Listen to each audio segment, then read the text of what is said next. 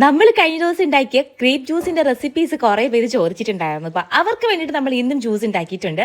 വേറെ ഒന്നുമില്ല, ഇതിൽ രണ്ട് ഇൻഗ്രീഡിയൻസ് മാത്രമേ ഉള്ളൂ കേട്ടോ. ഭയങ്കര സിമ്പിൾ ആണ്. ജ്യൂസ് മുന്തിരിങ്ങ വാങ്ങിക്കുക, നന്നായിട്ട് കഴുകി എടുക്കുക. എന്നിട്ട് കഴുകിയ മുന്തിരിങ്ങ നല്ല വെള്ളത്തിൽ കുറച്ച് നന്നായിട്ട് വേവിച്ചെടുക്കുക. വേവിച്ച് വന്നതിന് ശേഷം നന്നായിട്ട് ജ്യൂസ് ആയിട്ട് അരച്ചെടുക്കുക. എന്നിട്ട് അതൊന്ന് അരിച്ചെടുക്കുക. തീർന്നു, ഇത്രയേ ഉള്ളൂ. എന്നിട്ട് ഇതേപോലെ കുപ്പികളിൽ മാറ്റി മാറ്റി സ്റ്റോർ ചെയ്ത് വെച്ചാൽ മതി. ആവശ്യമുള്ളപ്പെടുത്ത് കുടിക്കുക. ഭയങ്കര റിഫ്രഷിംഗ് തരുന്ന ഒരു ജ്യൂസാണ് കേട്ടോ. പിന്നെ നമുക്ക് പറയും ബ്ലഡ് ഉണ്ടാകാൻ നല്ലതാണെന്ന് പറയുന്നുണ്ട്. അപ്പം ഇവിടെ സ്ഥിരമായിട്ട് അത് കഴിക്കുന്നുണ്ട്. ആവശ്യമുള്ളവർ മാത്രം പഞ്ചസാര ആഡ് ചെയ്താൽ മതി.